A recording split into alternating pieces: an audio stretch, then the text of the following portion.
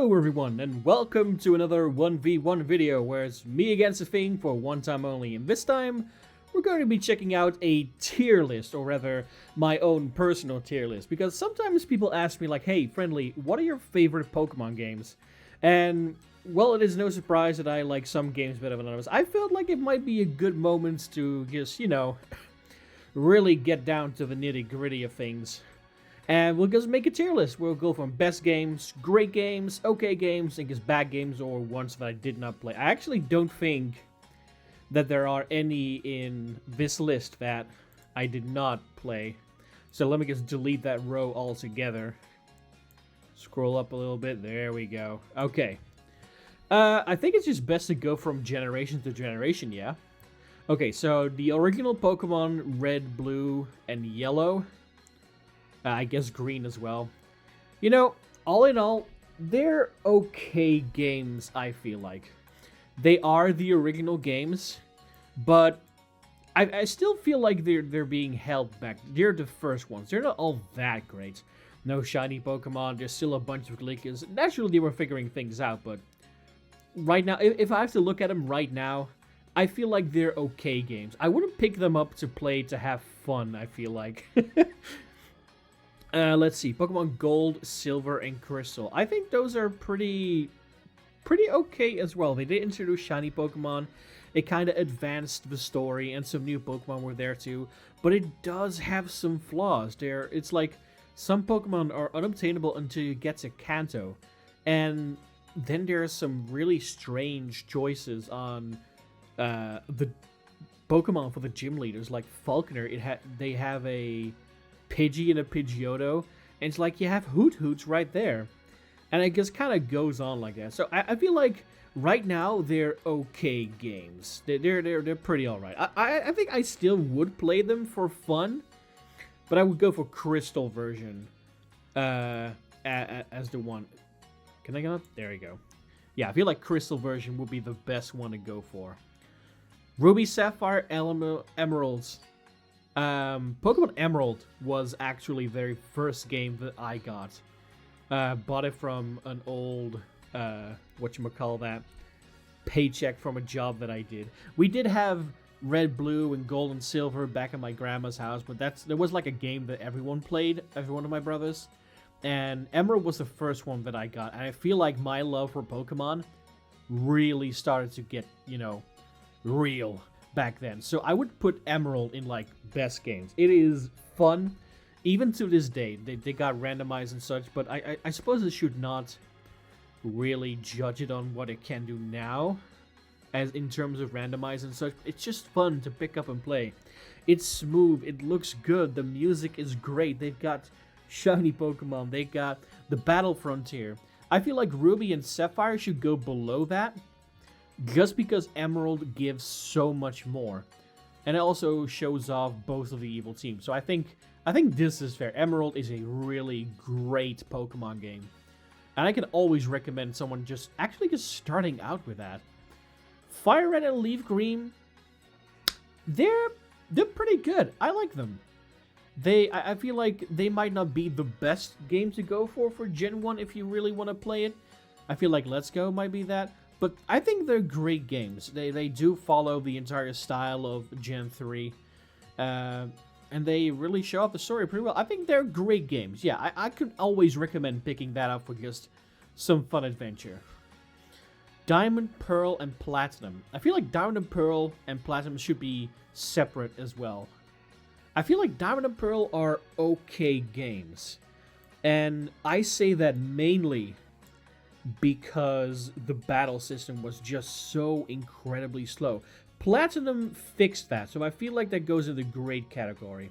It might be a weird thing to just kind of judge them on that, but it really does feel like a slow game. Not to mention that by the moment you get to Snow Point City, or right before, that part always just feels so incredibly slow. There's just hardly any variety in the Pokemon that you can get as well. BDSP, I don't see them on this list here. BDSP did kind of fix that a little bit, when they tried to, add the Great Underground that had some new Pokemon, but there's still so very little choice of Pokemon. Now that I'm looking at this list, there's no Scald and Violet in here either, so we're gonna have to just edit that in somewhere. Alright, Heart Gold, Soul Silver, the Gen 2 remakes. I think those were fun games. I'm not sure if I would call them great. They did bring back following Pokemon, which was nice, but I don't think that really made them all that much better. Although, if I do have to choose between playing Crystal or Silver and Gold over Heart Gold Silver, I think I'd rather play Heart Gold and Soul Silver. I feel like that's more fun to play. Black and White and Black 2 and White 2. Let me just there we go. They were fun games. They really were. But I'm not sure if I would rate them as being like the best game. They were good games, that's for sure. They did have a lot to do, especially Black 2 and White 2. You had a ton of things to do. You could keep playing forever and ever if you really wanted to. I feel like Black and White can go into the okay games category, and then Black 2 and White 2 can go into the great games category, because they just had so much more to do, I feel like. Not to mention, it progressed the story. And whenever I play Gen 5, I just want to go for Black 2, White 2, honestly. It's just the more fun game to me. Pokemon X, Pokemon Y. There's one thing that always gets to me when I think about these games. It's that whenever I walk into a video game store right now, these games would still be like 50 or 60 euros, which is insane to me. I recently replayed Pokemon Y, and I'm not sure if I was having all that much fun. It was the first step into 3D, but at the same time, nothing really stands out to me, if I'm being very honest. It was nice that you could, create your own character and just dress him up however you want to. That's still something I want to return to Scarlet and Violet, because you can only do your uniform there, which is just bad. Man. I'm not sure if I want to call them even okay games. I can't recall anything that really stands out to me in there. The only thing that these two have going for them, for me, is the fact that they have a lot of shiny hunting methods. But those same shiny hunting methods are also in Alpha Sapphire and Omega Ruby. So I'm going to put these here. I don't like them that much. They didn't really have any or many fun designs of Pokemon now that I can think about it. But yeah, then we get to Pokemon Alpha Sapphire and Omega Ruby. Those have got to be like one of my favorites in these lists. They're just really, really solid Gen 3 remakes. They have a lot of shiny hunting methods added to it. You got fishing, you got groups, you got dex navving. Dex navving was amazing, by the way. Just giving the ability to the player to be able to find a Pokemon that's like 10 levels higher than what is normally in the grass fair meant that you didn't really have to train up your Pokemon all that much when you wanted to catch a new one. Because, especially in the beginning, because you have like 2 Pokemon and your Mudkip's like level 15, and you see like a Slack Off, and it's like level 3, and it's like, oh man, I'm gonna have to switch train. No, you don't. Just Dex Nav for it. You can get a level 12 right away. And that's amazing, because who's got time to be grinding these days? Yeah, Derek is great. Amazing music, super new art, fun shiny hunting methods. The Pokemon look great too. You got Soaring, you got legendary Pokemon. They were great. Pokemon Sun and Moon, Pokemon Ultra Sun and Ultra Moon. I would say that Pokemon Sun and Moon are okay games, and that Ultra Sun and Ultra Moon are great games. I really like Alola. Alola is an amazing region. I have a lot of fun whenever I'm playing in Alola. the biggest drawback that I have to the Ultra Sun, Ultra Moon, and Sun and Moon games is the Rotom decks. I just hate it. I don't like it at all. Just it keeps bothering me and it won't shut up. And at least Ultra Sun and Ultra Moon gave it like the Roto Loto thing, or Roto Lotto, sorry.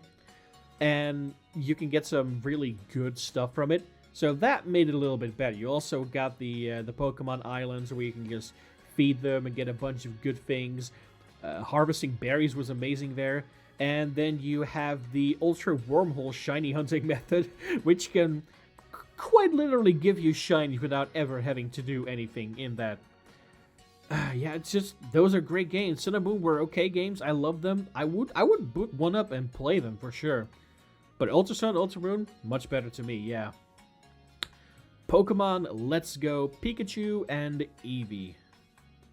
I like those games. I think they're pretty great, yeah. It might be blasphemy for me to put the Let's Go series above Pokemon Black and White for some people, but I feel like Pokemon Let's Go Pikachu and Eevee, if I had to compare it to something, it would be like Hyrule Warriors to the Legend of Zelda game. It shows off all the characters. It kind of shows what it's all about. You know, you got the story, oh, Ganon, Link, Zelda. And here it's like, oh, you're the main protagonist and there's Team Rocket. But it's not really it. It's a great entry-level game. It looks lovely. The Pokemon are so cute. There's no real big need for grinding. And it's an amazing entry into shiny hunting as well, because just being able to sit there and watch shiny Pokemon appear or disappear, if you don't do it well enough, it's fun. It's just great fun. Pick it up, show it to a new player, and just like, hey, this is a little bit what Pokemon is about. Give it a go. Yeah, those are fun games. Pokemon Sword, Pokemon Shield. Oh, man. They have a lot wrong with them. I feel like as the first Pokemon games that made it onto the whatchamacallit, into the Switch. I think it was actually Let's Go, but I don't really count it as mainline games, but I feel like as the first real games of Pokemon that made it onto the Switch, I feel like our expectations might have been too high, knowing what we got from the Pokemon Company before. I know you can make the reasoning that, oh, it's the biggest media franchise in the world. Yeah, but at the same time, you never really got much from them to begin with, so why would you expect it now? I still had fun with these games, though. They were great games. I love the feeling of being in the massive arenas and just the crowd actually cheering at you. They really nailed the feeling of Pokemon being a sport. And I really liked them for that. There was some great Pokemon too. I'm still a little bit disappointed with the fossil Pokemon, because while the idea of mismatching fossils is a little fun, I would have much rather have had the actual fossils, you know? And there's some great fan art out there of what they could have become, but I wanted it to be official, you know? So I think I'm going to put them into the great games list. I like them. I would boot one up right now and play it and have a lot of fun, that's for sure. Pokemon Brilliant Diamond, Pokemon Shining Pearl. So much was expected of you two, and you are bad games. I don't like them all that much. The problems that I had with Diamond and Pearl were that the choice of Pokemon that you could have was so extremely limited. A little while ago, I actually made a list of some sort that showed off which Pokemon you could get after every badge. And while there is some variety, a lot of the same Pokemon keep appearing. I could find a Bibarel or like a Bidoof in the first part of the game, and then after the 6th badge, I still find Bidoof. I still find Graveler, still find Staravia. It's just like all the same. And Pokemon Brilliant Diamond and Shiny Pearl could have fixed that. They could have introduced some of the older generation Pokemon, just more Pokemon. And while they did do that to a certain degree with the Grand Underground, everything else was just still the same. Bases were kinda still there, but they just only put statues in there, which increased shiny chances for Pokemon. And that was it. They took away the fun part of bases, like making your own home base with cool plushies and interior decoration. And not to mention that it was just one big giant glitch fest. It was just like, no. It could have been so much more, but I don't think I would pick up the game to have fun again. I would pick up the game to see if my mind would have changed in like a year from now. But man, it's just a little frustrating. Let's just move on to something better then, because Legends Arceus. That was a step in the right direction. I had so much fun with Legends Arceus. It was one of the best games of Pokemon that I played for sure. I was hooked from the moment that we booted that up. It was just so much fun to play. I would play it again right now. I still return to it sometimes just to shiny hunter, just to wander around having fun with the game. Oh man. It just leaves you wanting for another installment into the Legends series. The same with the Let's Go series, honestly. Let's Go and Legends series needs to be expanded. Pokemon Legends Kyurem or something, or Let's Go Marrow, Let's Go Togepi. I would eat that up for sure. And then we come to Scarlet and Violet, which is not on the list for some reason, but we'll just added them right here. Scarlet and Violet, major glitch fest. There's so much wrong with those games. It runs poorly. It looks like absolute garbage. There's no good trainer customization. You can get socks and shoes, sure, but I just want straight up jeans and a nice shirt or something. The outfits are so bad. The gym battles, they end up being a little bit too easy. There's just no real hard challenge. But gosh dang, I've had so much fun with that game. It is so much fun to walk around, see the Pokemon, see what's around. I had a feeling when I was playing this game together with my brother, like every corner I turned, there was something new, something fun. Old Pokemon spawning in, a new one being just around the corner and being like, whoa, what's that? And just a massive expanse of land that you can just go through together with your Koraidon or Miraidon. And then coming to the Paradox Pokemon, where it's always day, and even though you still can put up a picnic table there, it's just walking around in this game is so much fun already that it just elevates the rest to be one of the best Pokemon games I've ever played. I still play and stream it now. I just got done playing with the DLCs, and just it's just so much fun. And if Pokemon continues in that direction, the way we're doing it right now, I can't wait for the next generation. Gen X, Gen 10 of Pokemon. If they kind of just mix Legends Arceus and Scarlet and Violet, those games will rise above what I have in the best game section right now. Because it's just amazing. It's just so much fun. Music's pretty good too. Especially for the battles. Not really so much overworld music, but the rest is just beautiful. Characters are amazing as well. I feel like I love everyone in there. Just being able to see them be their own person. I've never really felt that connected to characters before, and Scarlet and Violet just hits all the right notes. I love it. Love, love, love it. So that's it. That's my tier list of Pokemon games.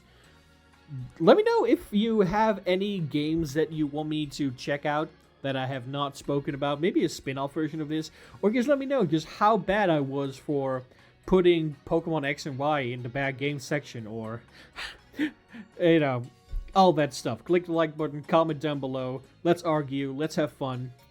I would like to thank you guys so much for watching, and I hope to see you again here next time for some more 1v1. But until then, bye bye!